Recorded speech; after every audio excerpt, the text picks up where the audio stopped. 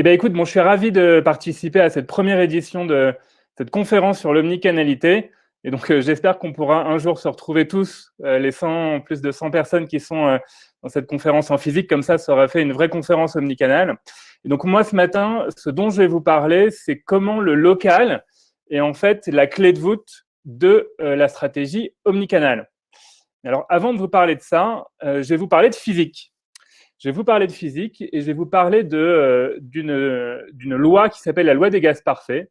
Donc, il y a 200 ans, en fait, les physiciens, ils cherchaient à calculer la pression et la température des gaz. Et il y a eu un premier modèle qui était assez compliqué, où ils ont cherché à regarder donc le gaz comme l'ensemble des particules qu'il constitue, des molécules, et qui donc s'entrechoquent les unes avec les autres. Et donc, les physiciens, il y a 200 ans, ils sont partis de ce modèle. Ils ont réussi à faire plein d'équations mathématiques très compliquées, mais à l'époque, les mathématiques n'étaient pas encore assez évoluées, donc ils avaient beaucoup de mal à les résoudre. Et puis, il y a un physicien qui s'appelle Avogadro, qui a eu un peu cette idée, cette prise de distance. Il a dit, en fait, ce qu'on fait là, dans cette modélisation, c'est trop compliqué. En fait, il faut dézoomer.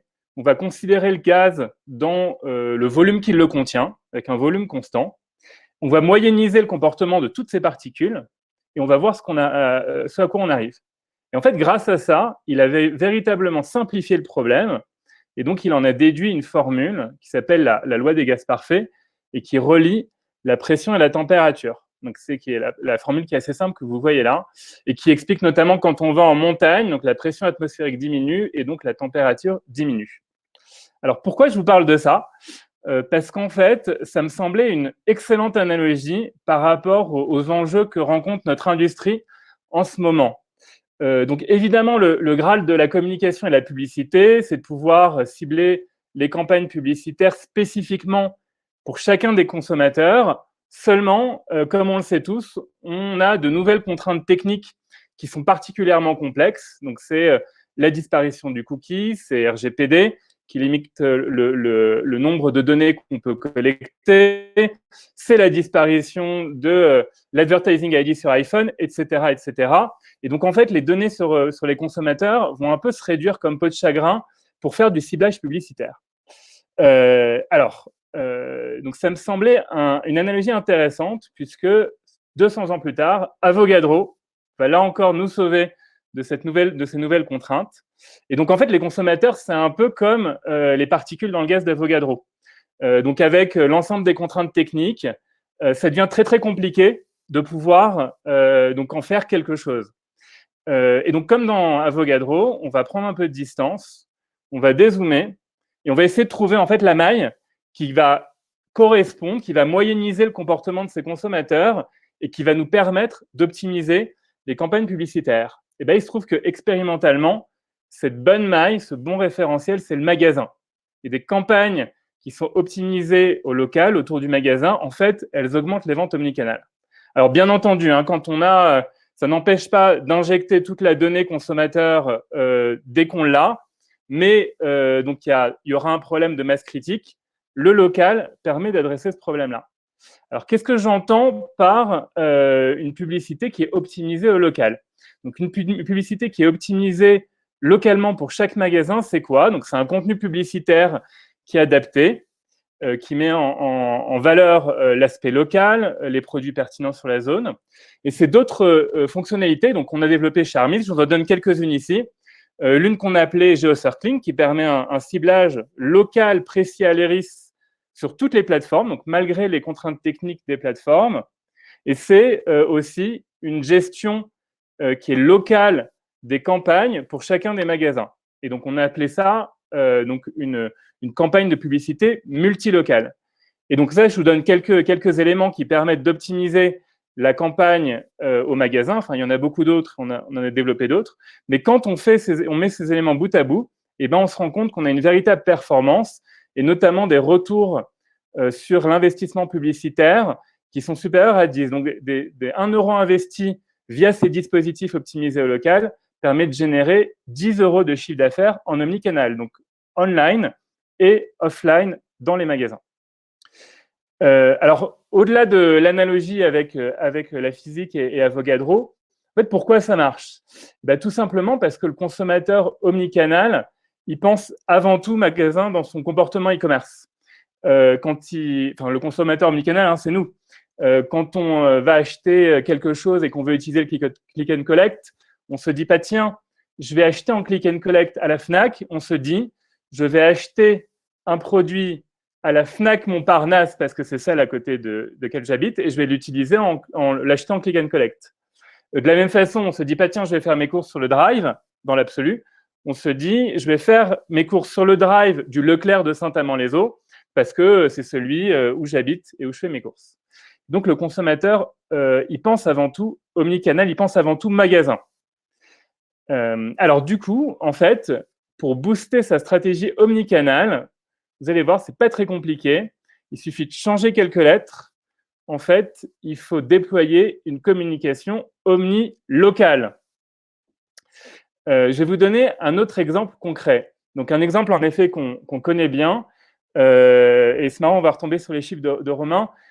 Comme tu le disais, Andrés, donc l'une des spécialités d'Armis, c'est aussi le catalogue. Et évidemment, la digitalisation du catalogue, c'est l'un des enjeux clés pour l'omnicanalité, puisqu'il faut arriver à un mix entre print et digital.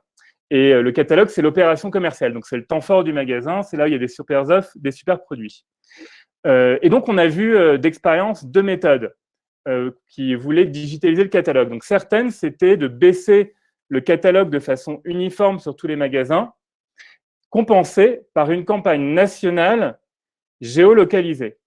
Et donc, en fait, avec ce dispositif, on ne maîtrise pas où chaque euro d'investissement média va tomber. Et donc, il y a des magasins autour desquels on investit et d'autres pas. Et donc, il y a une pression publicitaire locale qui n'est pas maîtrisée. Et on s'est rendu compte que lors de ces expériences, le chiffre d'affaires des magasins pouvait baisser de 15%. L'autre approche, c'est lorsqu'on fait une baisse de catalogue qui est adaptée pour chacun des magasins et qui est compensée par une campagne magasin par magasin, donc une campagne multilocale. Et dans ces cas-là, en fait, la pression publicitaire locale, elle est maîtrisée. On se rend compte qu'un CA et le CA des magasins est stable et on peut aller jusqu'à 30% de réduction du catalogue. Donc, même chiffre que celui qu'a donné Romain tout à l'heure. Et donc, on voit bien que penser local dans sa stratégie de digitalisation, notamment du catalogue, en fait, ça permet véritablement de faire des pas en avant dans la transformation de la communication. Je vais vous donner un autre élément. Il y a vraiment, donc, quand on travaille au niveau du local, donc, il y a évidemment tout un enjeu de gestion de la pression publicitaire. Et donc, quand on travaille au local, on arrive en fait à récolter des données qui sont intéressantes sur la concurrence. Donc là, je vous ai pris un magasin témoin de Compiègne. On a regardé ce qui s'était passé au dernier trimestre de l'année. On arrive à calculer un indice de pression publicitaire. Et donc, on voit que certaines enseignes dans l'alimentaire ont plus investi au local que d'autres. Alors, comme on parle de prospectus et de promo, j'ai un message promotionnel à vous faire. Donc, spécial promo Views pour toutes les enseignes qui sont présentes ce matin. Vous pouvez me contacter sur mon email et gratuitement, on vous donnera à vous enseigne les zones sur lesquelles vous êtes en sous-pression publicitaire. Donc, il y a un véritable enjeu de la gestion de la publicité locale. C'est david@armist.tech. David, exactement, @armist.tech. Absolument. Et donc, il y a un véritable enjeu de la publicité locale et donc un enjeu de la transformation de la communication des magasins pour booster les ventes omnicanales. Et donc, ce plan de transformation, là aussi, on l'a vu, fait par un certain nombre d'enseignes. Il est en plusieurs étapes. Il démarre généralement par un proof of concept. Donc, on teste en effet ces campagnes digitales locales. Puis, quand on voit que ça marche, quand on a mesuré des incréments de vente, il y a toute une phase de déploiement où, en effet, ces campagnes digitales locales sont déployées à l'ensemble des magasins avec une bonne gestion de la publicité, pression publicitaire locale. Il y a des enjeux de réallocation budgétaire entre les médias offline et les médias online. Il y a tout un enjeu d'enrichissement de la data et de la mesure, notamment comment utiliser les DMP, comment mesurer le trafic en magasin, comment mesurer les ventes omnicanales. Puis ensuite, ça se déplace sur un enjeu de communication locale, puisque une fois que le siège arrive à doter les magasins de campagnes locales, les magasins ont eux-mêmes envie de faire leur propre campagne locale. Et pour certaines enseignes, tout ce parcours de transformation peut se finir en insérant du digital dans la négociation, dans le trade marketing. L'une des convictions fortes qu'on a aussi dans cette transformation, c'est que les agences, les conseils, ils ont un rôle profondément clé. Donc, à toutes les étapes, que ce soit la stratégie, le planning, l'injection de tech et de data, l'achat, la mesure, l'innovation, la technologie est un moyen, mais toute la méthode de transformation et le conseil est complètement clé. Donc, je prends un exemple sur le planning.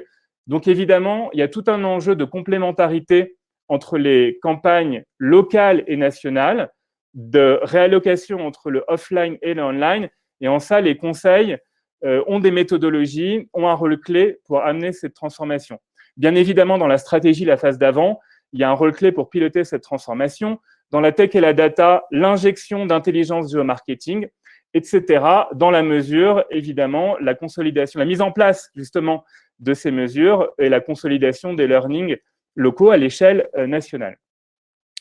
Et donc, dans toutes ces étapes, ce qu'on a vraiment vu fonctionner, c'est ce duo entre conseil et technologie. C'est super, c'est la conclusion. Bon. Donc, finalement, de quoi retenir de ces éléments, c'est que de notre expérience, de ce qu'on a vu, donc déployer des campagnes publicitaires au niveau local pour chacun des magasins, pris individuellement, ça permet fondamentalement d'augmenter les ventes omnicanales et donc de réussir cette transformation. Et donc, pour cette transformation réussisse, aujourd'hui, il y a des méthodologies, des conseils et des technologies qui permettent de le faire. Et donc, il n'y a plus qu'à. Merci beaucoup, David, toujours très brillant. Un plaisir. Merci à toi.